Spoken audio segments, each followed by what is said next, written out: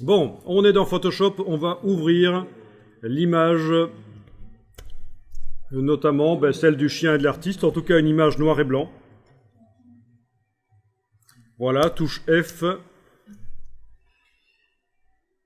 Et vous avez donc une image, c'est ce que je vous avais demandé, une image noir et blanc quand même relativement complexe, où on ne voit pas juste le buste d'une personne, mais on voit un visage et on voit d'autres choses.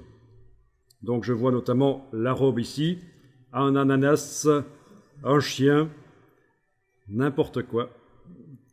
En tout cas, je vois des choses que je vais pouvoir coloriser. Je ne vais pas tout coloriser parce que ça prendrait beaucoup de temps, c'est quand même une image très complexe ici. Mais si vous avez une image où on voit juste un visage et le début du veston en dessous, c'est pas bon, c'est pas assez. Il faut plus.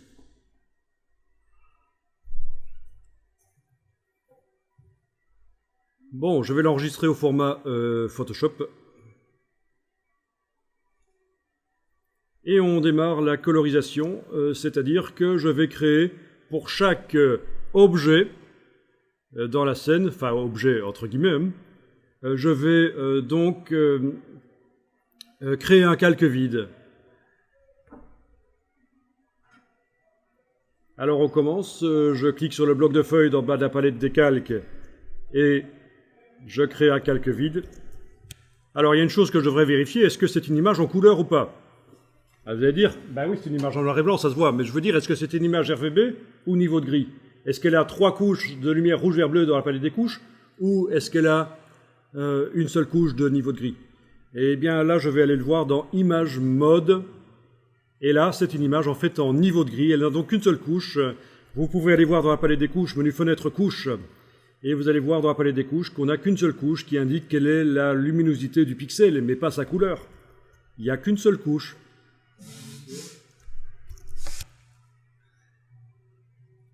Ok, alors... Donc, qu'est-ce que je disais? Oui, palette des couches, c'est une image qui ne peut pas contenir de couleur. On va la transformer en une image qui peut contenir de la couleur. On va donc faire image, mode, couleur RGB.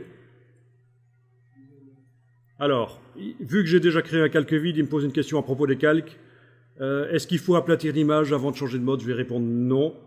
Donc, il m'a conservé mon calque. Peut-être pas chez vous. Si? Si, ok. Oui, parce que ça n'a pas toujours été comme ça. Parce qu'il fut un temps où quand on changeait de mode, de couleur, dans Image Mode, eh bien, les calques, ils étaient forcément perdus, en fait. Oui, c'est possible que du passage vers CMJN, les calques vont avoir des problèmes. Ok, ok. Eh bien... Je vais ici modifier le calque d'arrière-plan parce que j'aimerais quand même essayer d'améliorer cette photographie. Donc je clique sur le calque d'arrière-plan et au-dessus du calque d'arrière-plan, avant d'aller commencer à coloriser en mettant des choses sur le calque vide là au-dessus, au-dessus du calque d'arrière-plan, je vais aller mettre un calque de réglage pour essayer d'améliorer les choses. Parce qu'elle me paraît un peu fade cette image. Donc je vais dans le menu calque, nouveau calque de réglage, et je mets un calque de réglage de type niveau. Ok. Voilà le calque de réglage de type niveau qui apparaît là. Et on voit ce qu'on appelle ici un histogramme qui me montre les quantités de pixels dans l'image. C'est à regarder en rapport avec les niveaux de gris qu'on voit ici en bas. Donc, si je vois par exemple qu'ici il y a beaucoup de pixels à un certain endroit dans l'image, enfin je veux dire dans cette image il y a beaucoup de pixels. Pixels de quel type? Les pixels de cette intensité lumineuse là. C'est ça que ça veut dire. Ici il y a très peu de pixels. Pixels de quel type? Pixels de cette intensité lumineuse là. C'est comme ça qu'il faut comprendre l'histogramme, ça vous indique les quantités de pixels pour les différents niveaux de luminosité possibles dans l'image. Donc c'est une espèce de cartographie de l'image au niveau de la quantité de pixels. Bien. Alors, j'ai juste un petit problème avec cette image pour l'instant, c'est que on voit le bord. Donc c'est un scan, c'est un scan d'un négatif. D'accord? Kodak qu'on voit ici. C'est un scan d'un négatif et la partie la plus sombre dans cette image, c'est le bord du négatif, dirait-on. Il est possible qu'il n'y ait nulle part ailleurs dans l'image des parties qui soient aussi sombres que le bord du négatif ici. Et donc ça fausse ma mesure. Donc je vais peut-être recadrer l'image pour me débarrasser de ce bord noir, pour vraiment voir l'image qui m'intéresse, parce que le bord du négatif ne m'intéresse pas. Vraiment voir l'image telle qu'elle est vraiment. Alors on va prendre l'outil de recadrage. L'outil de recadrage, et dans les options de recadrage, vous avez l'option masquer. C'est ça, dans CS4? Masquer ou supprimer. Eh bien, il faut cocher l'option masquer. C'est masquer ou supprimer? Dans l'outil de recadrage, ces deux boutons à cocher, ben vous cochez l'option, vous décochez l'option supprimer et c'est l'option masquer qui doit être cochée. Bon, ici je suis plus dans CS4, donc moi je dois décocher ceci et je passe forcément en fonction masquée. Donc ça a changé un peu par rapport à CS4. Dans CS4, vous devez cocher l'option masquer et l'option supprimer forcément ne peut pas se cocher, c'est une bascule. Et après CS4, je décoche l'option supprimer. Ça veut dire quoi? Ça veut dire que je vais pouvoir recadrer, donc me débarrasser du bord, mais les pixels vont toujours rester là, on ne sait jamais, je pourrais en avoir besoin. Donc vous tracez sur l'image avec votre cadre, votre outil de massico ici. Oui, massico, oui, rien à voir avec ce qu'on utilise pour attirer les poissons à la pêche. Hein. Ça, c'est les asticots. Ici, c'est les massicots. Donc vous tracez sur l'image et vous arrangez pour que on recadre en fait. Hein. On ne voit pas de pixels noirs dans le cadre.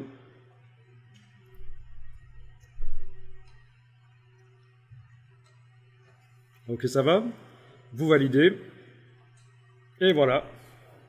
Et alors au niveau de l'histogramme, ça a changé quelque chose. Si maintenant je fais CTRL Z ou commande Z pour voir l'avant-après, ben oui. Qu'est-ce que je remarque? Très intéressant ça. Ah, j'ai mal découpé, mais c'est pas grave, parce que je peux y retourner. C'est dynamique, on peut... Voilà, recadrer un peu plus, ok. Mais ça ne change pas grand-chose, mais voilà. Donc, pas de bord noir, ok. Bien. Et donc, ce qu'on remarque, c'est que avant de recadrer, il y avait des pixels très sombres dans l'image, dans cette quantité-là. Mais après avoir recadré, ils n'y sont plus. Ben, c'est logique. Ça veut dire que mon image, en fait, elle n'a pas de pixels très sombres, alors que logiquement, il devrait y en avoir. Il n'y a pas de raison qu'il n'y ait pas des parties très sombres dans cette image. Et donc là, on est en face d'une image qui présente un problème de gamme dynamique qu'on va régler. Quand vous avez typiquement un histogramme qui se présente comme ça, où vous avez certains, les extrémités là, qui ne sont pas utilisées, il n'y a pas de représentant des pixels aussi sombres dans l'image, il n'y a pas de représentant des pixels aussi clairs dans l'image, eh bien on a un problème de gamme dynamique. Typiquement avec les vieilles images, ça peut arriver, mais aussi avec des images qui ont été prises avec des appareils photonumériques, mais dans des conditions pas idéales au niveau éclairage. Vous pouvez aussi avoir des résultats un peu fadas. Eh bien, on va essayer de régler ça. Alors, est-ce que tout le monde arrive à voir ça après avoir recadré? Est-ce que tout le monde a son histogramme qui est un peu vide des deux côtés? Bien. Eh bien, vous allez déplacer l'indicateur gris ici, noir je veux dire, et blanc ici. Pas ceux-là, on n'y touche pas ceux-là. Ceux du bas, on n'y touche pas. C'est ceux-ci qu'on va bouger. Vous les bougez comme ceci et comme ça. Et vous devriez remarquer que maintenant, on a du noir dans l'image. On est d'accord? Donc ça veut dire que même sans voir l'image, on pourrait faire la retouche. Si on ne voyait que l'histogramme, sans savoir sur quelle image on travaille, il serait techniquement possible de voir la retouche. Dans la palette des calques, si j'enlève l'œil en face de ce calque, je vais voir l'avant-après, donc je veux dire avec ou sans le réglage. Voilà. Est-ce que ça marche? Vous avez l'impression que ça améliore les choses une fois que vous avez mis le réglage niveau? Ok, donc ce que je viens de faire ici sur une image noir et blanc peut également être fait sur une image couleur. Mais il faudra descendre sur l'image couleur, surtout ne pas toucher à RVB, en fait, pour l'image couleur. Mais il faudra le laisser tel qu'il est, mais descendre sur chacune des couches, rouge, vert et bleu, et faire ce qu'on vient de faire. Ça, ce sera dans le cas d'une image couleur, pour si vous voulez régler les problèmes de dominante couleur, de gamme dynamique de l'image, gamme dynamique pas assez exploitée par l'image. Ok, mais ici, vu que c'est une image noir et blanc et que le contenu des 3 couches est le même, je l'ai fait sur RVB. J'aurais pu le faire avant de convertir en RVB. Alors voilà, on a converti en RVB tout à l'heure. On a été dans Image Mode RVB, ça veut dire que cette image maintenant peut potentiellement contenir de la couleur. Vu que je veux la coloriser, c'est une bonne nouvelle ça. Il faut qu'elle puisse contenir de la couleur. Alors, comment ça se fait qu'elle apparaît toujours noir et blanc cette image? Eh bien parce qu'au départ elle était noir et blanc, le fait de l'avoir transformée en RVB ne va pas commencer à ajouter plein de couleurs dedans, mais potentiellement je peux mettre de la couleur. Et comment est-ce que ça fonctionne une image RVB en noir et blanc? Eh bien ça veut dire que dans chacune des couches, on a exactement la même chose. Pour l'instant, dans chacune des couches, on a la même quantité de lumière rouge, verte et bleue, et quand ça se mélange, ça s'équilibre, il n'y a pas une couleur qui ressort plus que l'autre, elles sont en même quantité, ça donne du gris. Alors ce que je vais faire ici, vous ne le faites pas, je vais simplement vous créer une image RVB vide. Donc je fais fichier nouveau et je crée une image RVB vide. Ok, la voilà. Et donc cette image est constituée de 3 couches rouge, vert, bleu. Pour l'instant, qu'est-ce qu'il y a comme quantité de lumière rouge, verte et bleue dans cette image? 0%, 50%, 100%, dites-moi. Alors, quelle quantité de lumière rouge dans cette image? Ah, il faut vous mettre d'accord, 0 ou 100%? Quelle quantité de lumière verte? De lumière bleue? Quoi? 100% exactement. On a 100% de rouge, 100% de vert, 100% de bleu, et ça fait du blanc. Voilà. Maintenant, si je demande de le remplir de noir, évidemment, j'aurai, édition remplir avec noir, j'aurai 0% de lumière rouge, verte et bleue, ça fait du noir dans l'image, j'ai une image tout à fait noire. Si je demande de remplir par du gris, édition remplir avec gris 50%, j'ai du gris à 50%, donc ça veut dire que j'ai 50% de lumière rouge, 50% de lumière vert, 50% de lumière bleue. Je parle de la quantité de lumière, et donc ça fait du gris moyen à 50%. On est d'accord? Et c'est comme ça que les images grises, l'image grise qui est là derrière, c'est comme ça que ça marche. Pour chaque partie de l'image, chaque pixel gris, si je zoome vraiment sur les pixels là, chaque pixel gris est composé de la même quantité de lumière rouge, verte et bleue. D'un pixel à l'autre, c'est pas la même quantité, mais pour le même pixel, je veux dire d'un pixel à l'autre, il y a parfois plus de lumière rouge, vert, bleu, et vous me suivez en fait, hein? Voilà.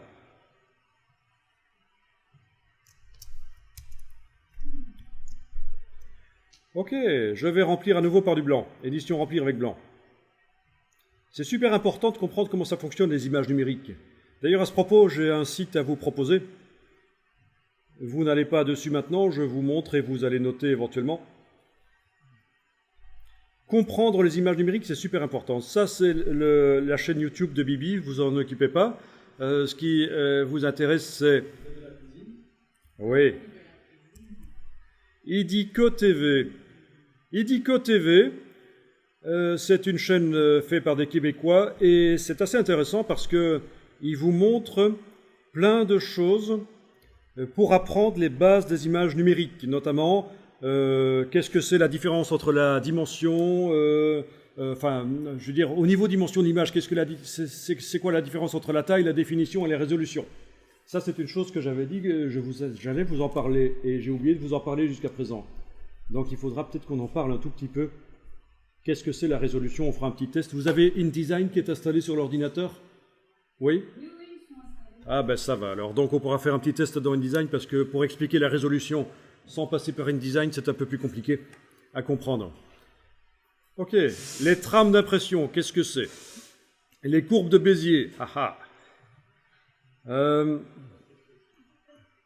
voilà, donc je vous invite à lire, à regarder ces petites vidéos. C'est petit, hein, ça fait 2-3 minutes chacune. Pour avoir vraiment les bases sur les images numériques, la gestion des calques, les calques de réglage, etc. La profondeur de l'image. Qu'est-ce que c'est? Ben, c'est les images. Est-ce que c'est 8 bits par couche ou 16 bits par couche? Enfin voilà. Donc je vous ai refilé le bon plan. Personnellement, il y a... Idico TV, oui. Personnellement, il y a quelques années de ça, j'étais débutant en infographie et j'ai utilisé, pas celui-ci parce que YouTube n'existait pas, le web non plus, quand j'ai commencé, n'existait pas, mais j'ai utilisé des documents qui m'ont donné les bases des images numériques et franchement, ça m'a beaucoup aidé par rapport à d'autres infographistes qui travaillaient dans Photoshop, Illustrator, etc. Et parfois, il leur arrive des trucs et ils ne comprennent pas pourquoi. Parce qu'ils ne maîtrisent pas la grammaire de base. C'est comme pour lire un texte, il faut maîtriser la conjugaison, l'orthographe, il faut arriver à comprendre. Sinon, il y a des ambiguïtés, on ne comprend pas bien. Mais il y a aussi la grammaire des images numériques.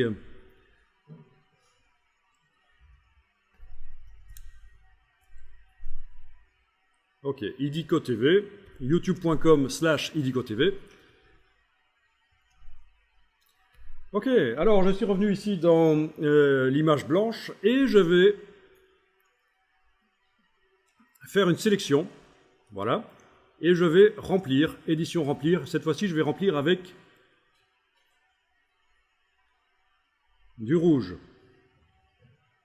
Je vais remplir avec du rouge. Quelle est la couche qui va changer?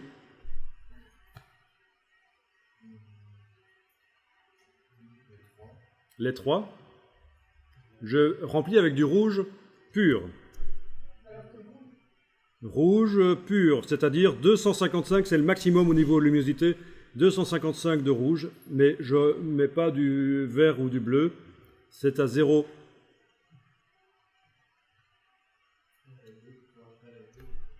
Quelle est là où les couches qui vont changer?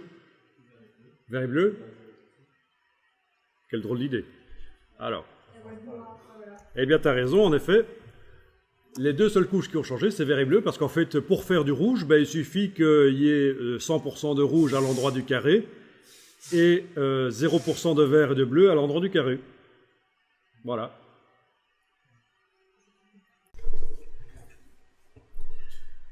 Ok, donc le niveau, c'est pas mal. On a réussi à changer les choses grâce au réglage niveau ici. Ah oui, quelque chose qui peut être fait en plus, c'est modifier l'intensité des tons moyens.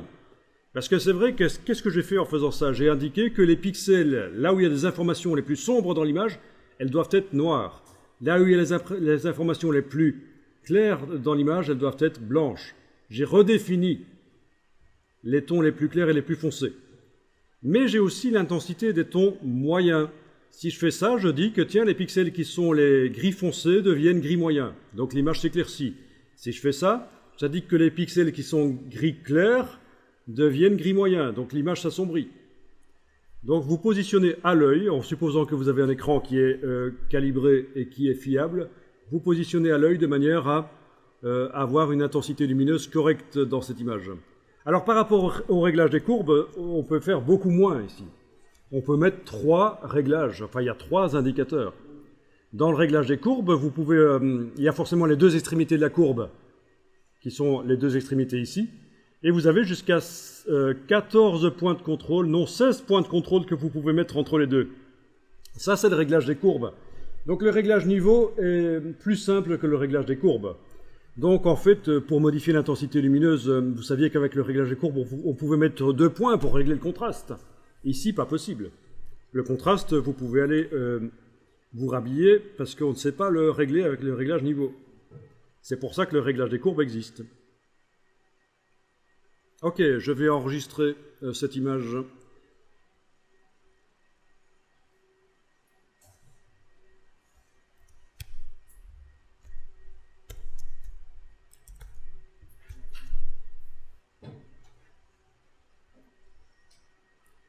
Bon, eh bien voilà, déjà maintenant que ça est réglé, que je travaille sur une image qui me montre quand même un peu mieux ce qu'il y a à voir, je vais pouvoir travailler sur le calque vide que j'avais créé là tout à l'heure, et je vais donc mettre une couleur sur lui. Alors je vais prendre le pinceau tout à fait normal, et je vais dessiner, et sur le calque vide donc. Ah oui, ce serait peut-être une bonne idée de verrouiller les autres. Oui. On va verrouiller les autres pour éviter de dessiner sur eux par erreur. celui-là, je le verrouille. Le niveau, je vais le verrouiller aussi, comme ça je ne vais pas le modifier. Et je travaille sur le calque tout au-dessus, là. Voilà.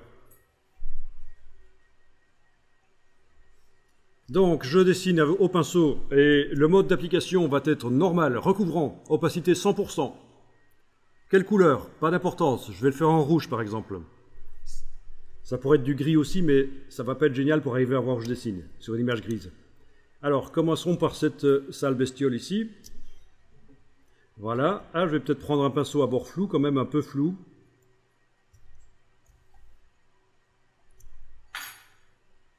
Ah, tiens, j'ai un petit problème ici avec les... Oui, c'est parce que la dynamique de forme est toujours activée. Ok, donc c'est parce qu'on a été chipoté tout à l'heure aux formes, aux dynamiques de forme. Donc on va aller dans la palette des formes, désactiver ça. Palette des formes, menu fenêtre forme, vous devez absolument désactiver la dynamique de forme ici et le transfert. Voilà. Ah oui, on peut aussi réouvrir les verrous. Comme ça, si je change de forme. Mais bon, c'est vraiment double sécurité. Voilà, et donc là, ça fonctionne mieux. J'arrive à dessiner sans problème.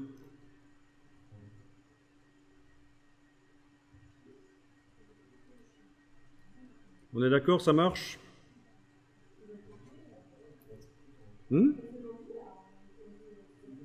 Ben oui, vous faites comme moi, puis après vous allez créer un nouveau calque et vous allez dessiner en noir les deux yeux du chien, évidemment.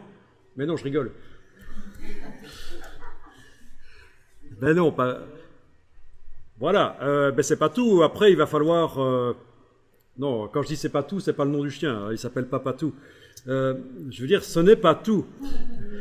Il va falloir maintenant modifier le mode de fusion du calque.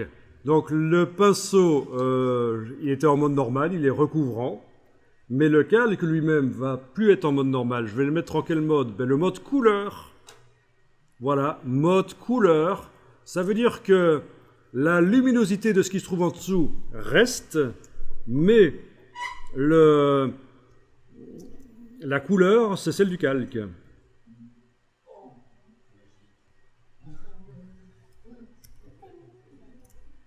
Ça fait peur, hein, on croirait voir une pochette de disque de rap.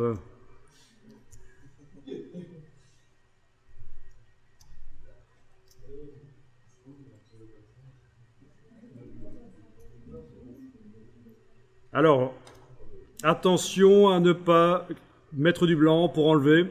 Si vous voulez enlever, c'est gommer.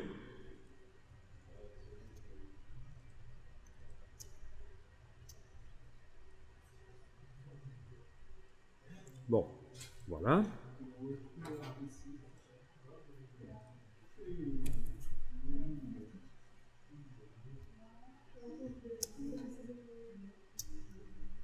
C'est un chien très timide, il rougit. Ah, ben, tu peux déborder, puis tu viens gommer par l'extérieur. Hein. Ok, une fois que vous avez fait ça, vous allez modifier la couleur. Image, réglage, teinte, saturation. C'est-à-dire que j'attaque directement les pixels, parce qu'il n'y a pas de nuances là-dedans. Je ne vais pas travailler avec un calque de réglage pour préserver les nuances. Non, c'est de l'aplat. Donc je peux y aller directement par image, réglage, teinte, saturation. Bien entendu, vous avez vu qu'il y a un raccourci clavier. Ça peut être utile de l'utiliser. CTRL U. Tiens, anciennement, c'était CTRL T, comme teinte. Mais quand ils ont fait apparaître la transformation manuelle, ils ont changé les raccourcis clavier. Ben oui, parce que ça aussi, les raccourcis clavier, ça peut changer d'une version à l'autre, parfois. Ok, donc je modifie la teinte et la saturation. La saturation ne marche pas. Pourquoi?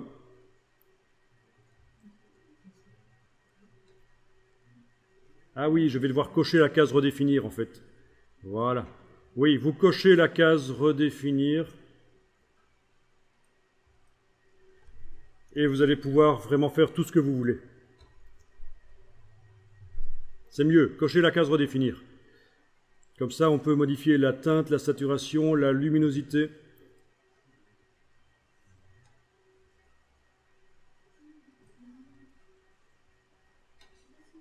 Vous n'êtes pas obligé d'avoir les bonnes couleurs dès le départ, en fait. Hein. Je veux dire, parce qu'en fait, de toute façon, une fois qu'il y aura des couleurs partout dans l'image, il faudra venir ajuster, parce que les couleurs, on les voit différemment en fonction des autres couleurs qui sont à côté. Donc, trouver la bonne couleur dès le départ, ce ne sera pas évident. Vous y allez à peu près vers la bonne couleur. À peu près.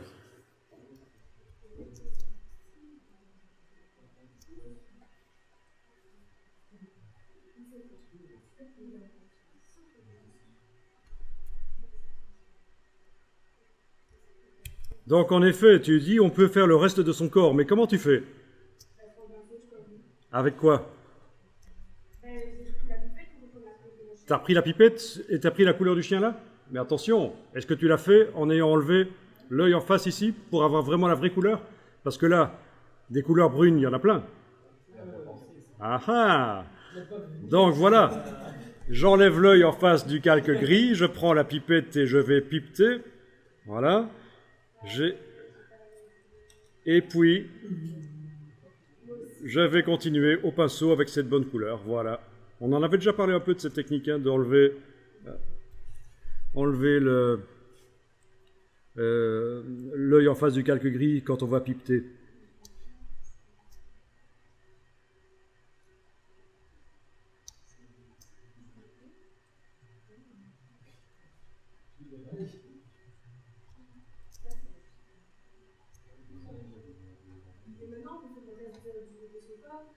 Oui, on fait le reste de son corps parce qu'en fait, il y a peu de chances que le reste du corps soit à un certain moment d'une couleur différente de la tête, donc on peut le faire sur le même calque.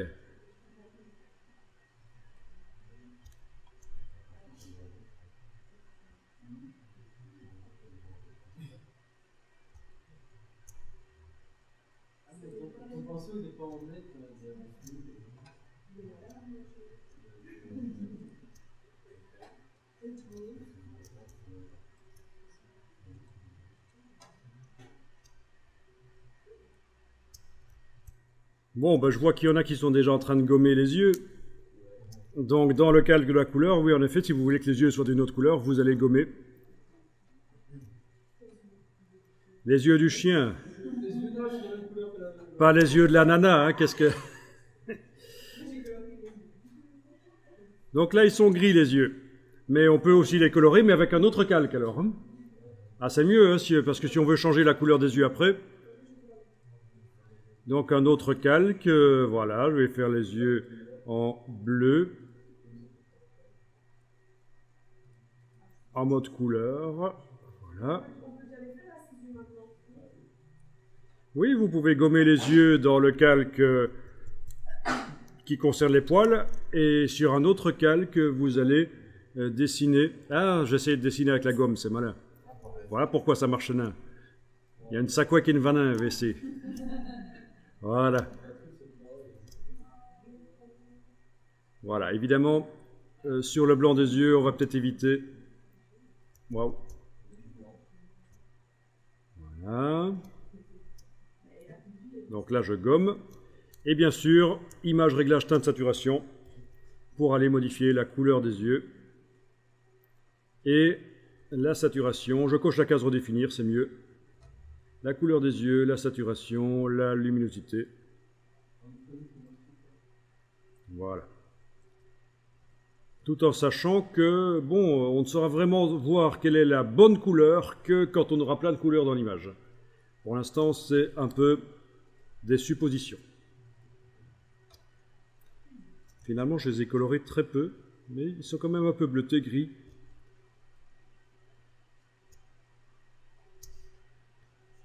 Alors il y a une petite astuce, et vous avez certainement revu, en plus avec les commémorations de la guerre 14-18, on a vu plein de films anciens, noirs et blancs, qui ont été recolorisés. Et typiquement, pour que ce soit plus facile, on essaye de ne pas obtenir exactement les vraies couleurs, mais on fait des couleurs un peu délavées. C'est plus facile. Donc on fait une espèce de mélange entre les vraies couleurs et le film noir et blanc. Donc n'essayez pas d'obtenir nécessairement des trucs très saturés.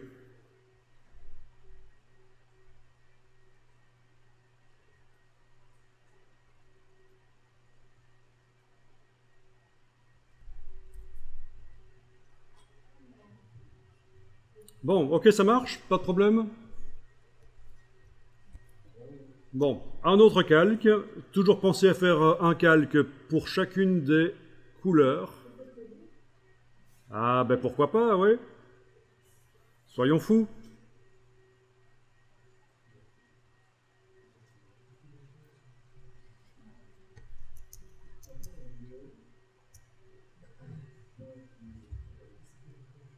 Ah tiens, j'ai oublié une partie du cou du chien.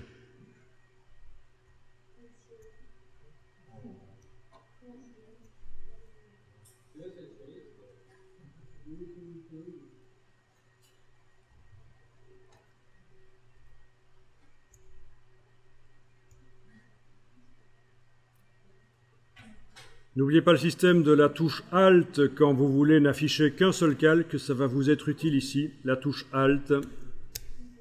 Et on clique sur l'œil du calque.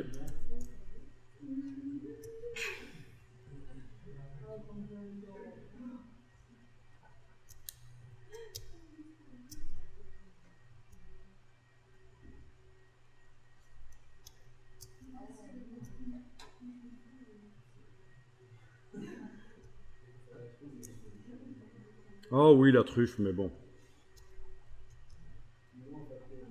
Oui, c'est vrai que la truffe, il faudrait peut-être gommer aussi à l'endroit de la truffe.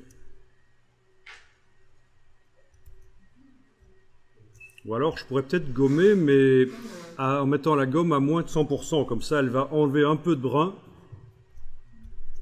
La truffe ne va pas devenir grise complètement. Bon, ça peut être une solution, mais il faut y aller d'un coup.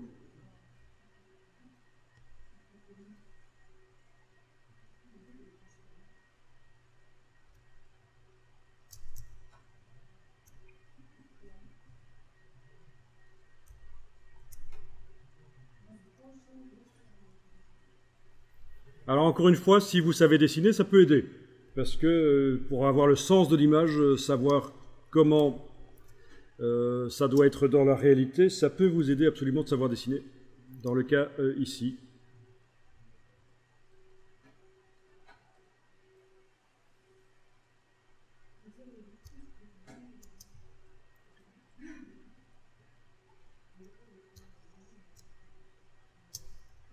Est-ce que tout le monde a fait le corps du chien? Bien. Alors, on va voir comment on peut régler le contraste du chien. On vient de coloriser le chien, mais peut-être qu'en réglant le contraste, on va pouvoir obtenir encore mieux. Et donc, voilà comment on va procéder.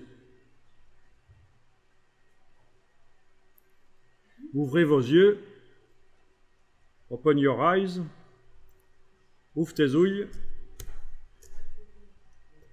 On va enfoncer la touche CTRL du PC ou commande du Mac et on va cliquer sur le calque du dessin du chien là. Donc ça génère une sélection, ce sont les parties transparentes qui génèrent une sélection. On est d'accord? Ensuite, je vais aller ici sur le calque qui contient le chien réellement. C'est là qu'il est. Et je vais demander de mettre une copie du chien sur un nouveau calque. Menu calque, nouveau, calque par copier. Ok, c'est pas possible parce qu'il est verrouillé, je le déverrouille. Menu calque, nouveau, calque par copier. Et voilà, vous avez une copie du chien qui est seule sur un calque. Donc je vous rappelle la procédure, je recommence entièrement la procédure pour ceux qui auraient loupé.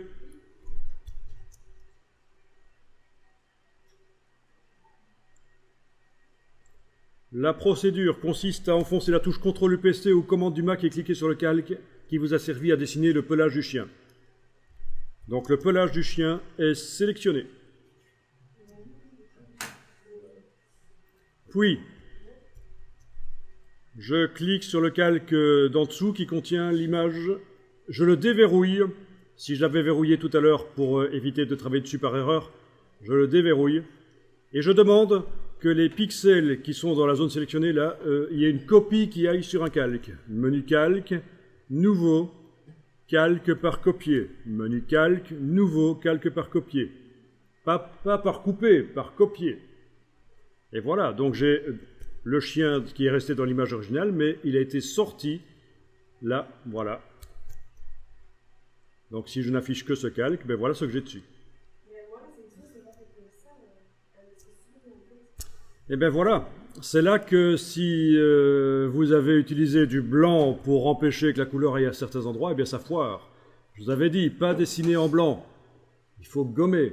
On a l'impression que ça marche, mais après, ça nous pose des problèmes.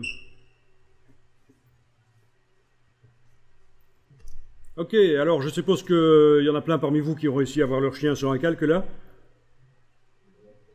Je vais faire un clic droit, convertir en objet dynamique. Voilà. Et sur ce calque, je vais mettre un filtre de renforcement. Menu filtre, renforcement, accentuation. Donc je vais pouvoir faire ressortir le détail du chien, plus spécifiquement de son pelage. Ça, c'est une chose. Ok. Et le fait que ce soit sur un objet dynamique, évidemment, mon accentuation est modifiable. Je peux enlever l'œil, je peux double-cliquer sur elle pour la modifier. Alors, c'est pas tout. Je vais pouvoir mettre au-dessus de ce calque un calque de réglage de type courbe. Menu calque, nouveau calque de réglage de type courbe, qui va agir uniquement sur ce calque. Je l'ai écrété. Je vous montre la technique, pas Photoshop du dimanche ici, c'est la technique qui permet de faire des retouches vraiment en allant assez loin. Donc je viens de mettre un calque, un filtre d'accentuation sur l'objet dynamique.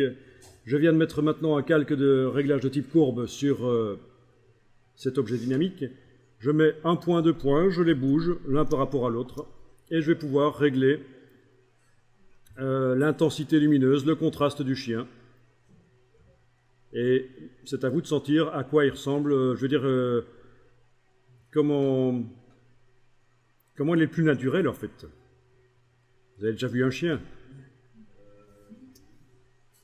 Donc voilà.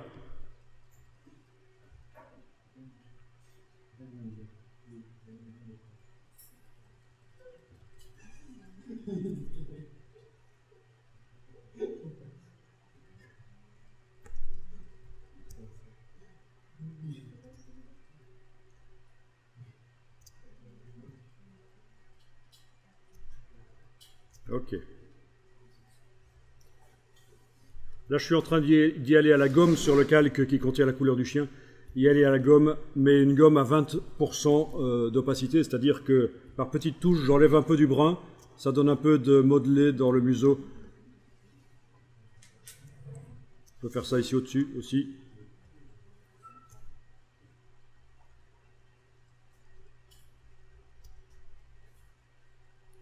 Voilà. On peut encore aller changer la couleur, bien entendu.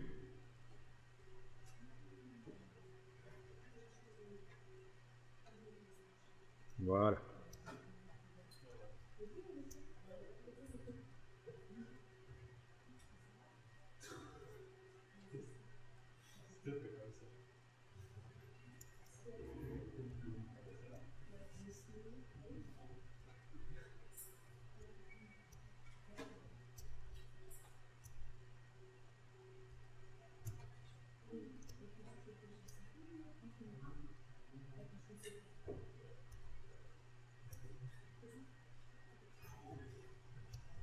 Bon ben voilà, vous avez vu le principe, mais c'est pas tout.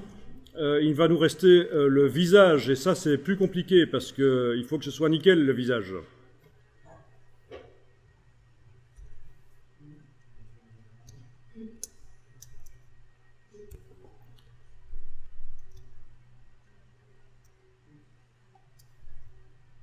Alors, le visage, c'est très compliqué pour que ce soit réaliste, on ne peut pas faire comme pour le chien. Alors voilà la technique pour le visage. D'abord, peut-être que je vais regrouper tout ce qui concerne le chien ici dans un calque. Oui, sauf que...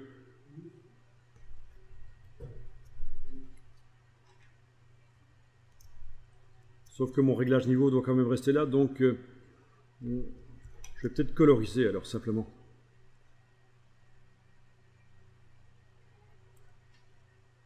Voilà. Donc ceci concerne le chien, ceci aussi, voilà, oui.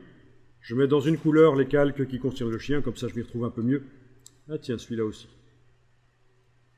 Voilà.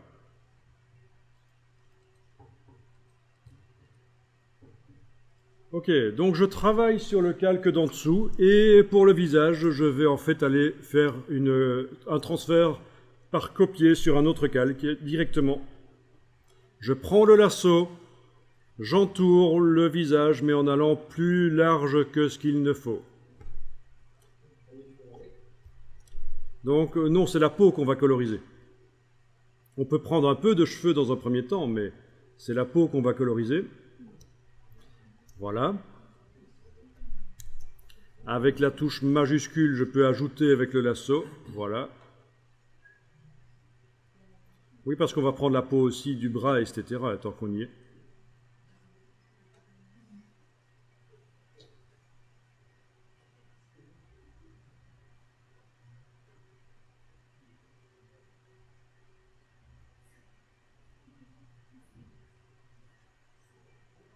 Voilà. J'ai oublié quelque chose? Non. On dirait pas. Oui, je sais qu'on a le reflet de l'autre côté, on pourrait faire le reflet en même temps, mais ne compliquons pas les choses. Même chose pour le chien, on aurait pu faire le chien ici, le reflet en même temps.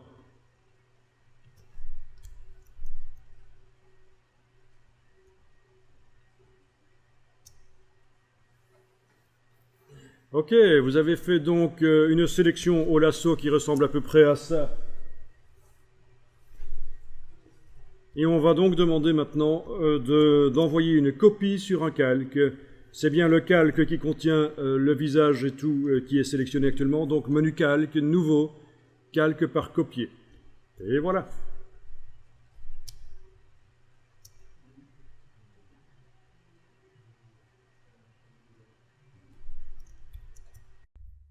Alors, tout le monde a le calque qui contient uniquement la peau du personnage.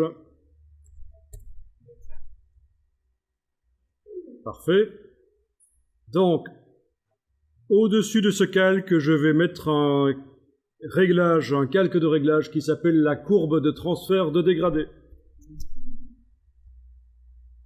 Donc, menu calque, donc en ayant ce calque-là activé, menu calque, nouveau calque de réglage de type courbe de transfert de dégradé. Ok. Je vais faire en sorte que ce réglage n'agisse que sur la peau, c'est-à-dire touche Alt, je clique entre la vignette et la peau, voilà. Ça n'agit que sur la peau.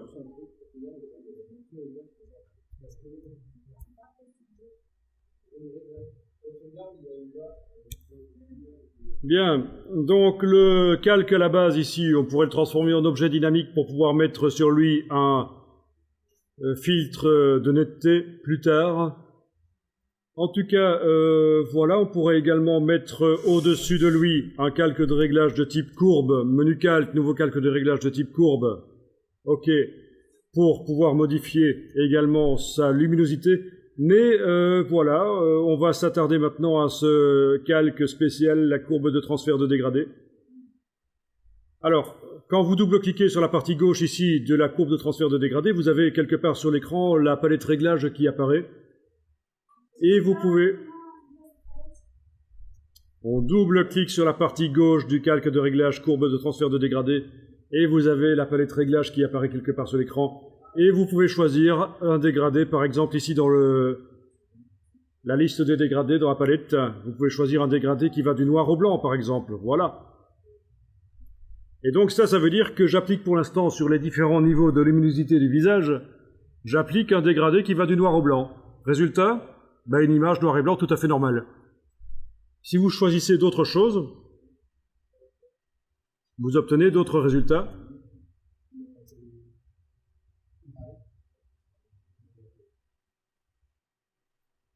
Ça peut être intéressant.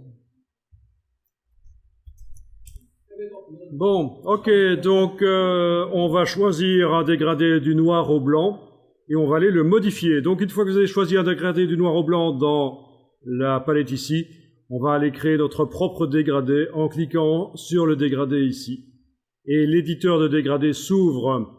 Et là, on va de toute façon garder du blanc à l'extrémité ici. Par contre, le noir ici, on peut éventuellement déjà le changer. On peut double-cliquer sur l'échantillon. et aller choisir quelque chose qui ressemble un peu plus à une couleur de peau en fonction du contexte. Voilà. On peut aller créer d'autres échantillons en cliquant à un endroit où il n'y en a pas, leur choisir également une couleur.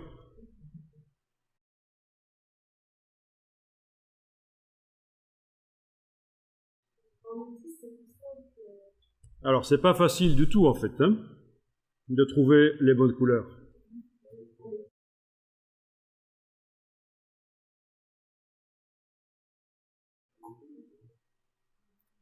Non, c'est pas un truc évident du tout, en fait, hein.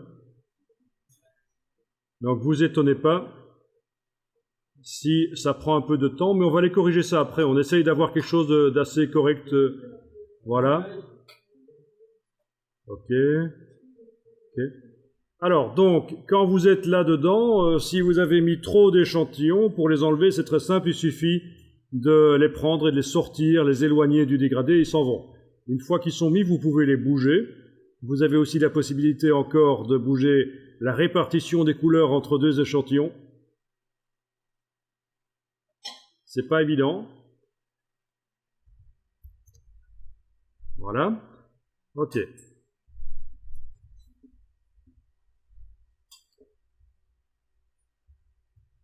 Bien. Et puis, on va tenter éventuellement de corriger la couleur en mettant un calque de réglage de type teinte saturation au-dessus de la courbe de transfert de dégradé. Donc on a trois réglages qui vont modifier le visage parce que c'est quand même compliqué. On a le premier réglage ici en bas qui est la courbe qui va me servir à donner du contraste, le contraste au visage. Ou enlever du contraste d'ailleurs. Voilà. Ensuite, on a le calque au-dessus qui est le calque de courbe de transfert de dégradé. À chaque fois écrété sur le calque qui est à la base ici, évidemment, qui est uniquement la peau du visage. Et alors, donc, au-dessus du calque de courbe de transfert de dégradé, je vais tenter de corriger encore plus la couleur en mettant, par exemple, un calque de réglage de type teinte saturation.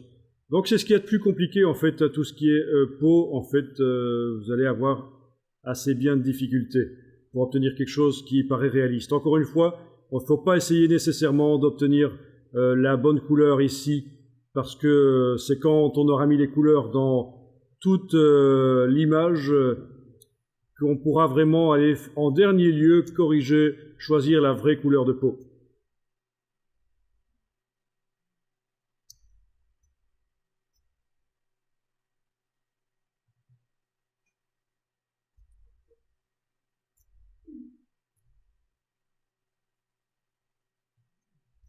Ok. Alors évidemment, à un certain moment, il va falloir définir où se trouve vraiment la peau. C'est-à-dire que sur le calque qui est à la base de cet écrêtage, celui dont le nom est souligné là, je vais aller ajouter un masque de fusion, menu calque, masque de fusion, tout faire apparaître, et dans ce masque de fusion, je vais dessiner au pinceau en noir pour empêcher que certains pixels soient visibles. Ceci dit, je pourrais aussi éventuellement faire en sorte, en dessinant en blanc, non, c'est pas possible ici parce qu'on n'a pas prévu ça, donc je ne dis rien. Pour les cheveux, on devra absolument faire un calque à part. Je viens d'ajouter un masque de fusion sur le calque qui contient le visage et j'empêche que ça n'agisse à certains endroits. Et oui, avec le pinceau noir.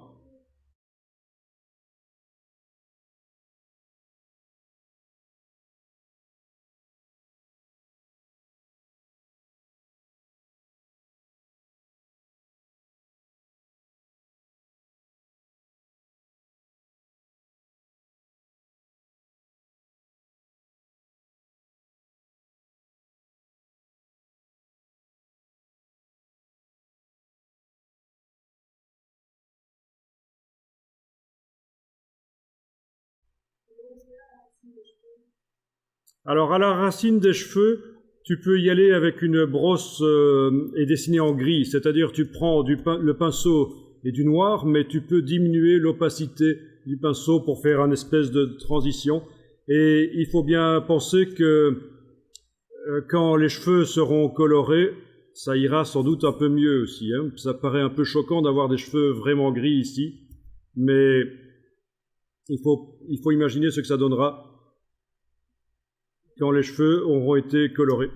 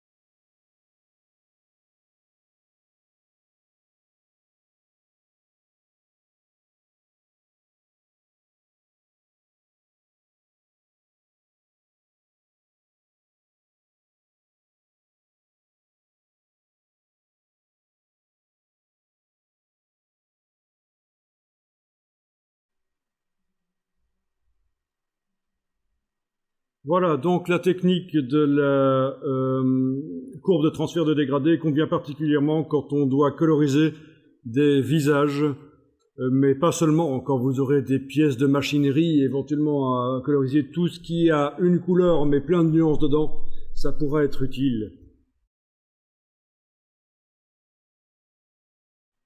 Eh bien, on va passer à la suite. On va pas tout finir, évidemment, ça prendrait beaucoup de temps, surtout une image pareille avec plein de détails. Je pense que vous avez vu donc en gros comment ça fonctionne. J'ai évidemment oublié les mains.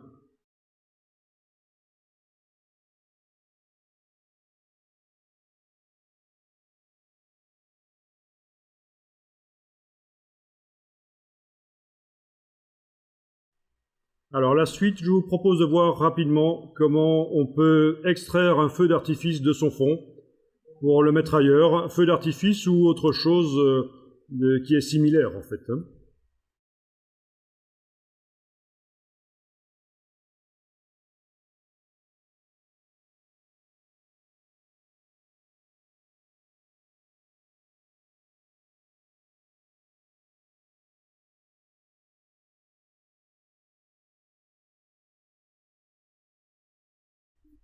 Ah, et on avait pris une autre image tout à l'heure aussi. L'image du vase. Eh, on a oublié ça. Ok, on va aller chercher l'image du vase aussi. Il y a tellement de choses encore à voir. Un. Oui, vous pouvez fermer, oui.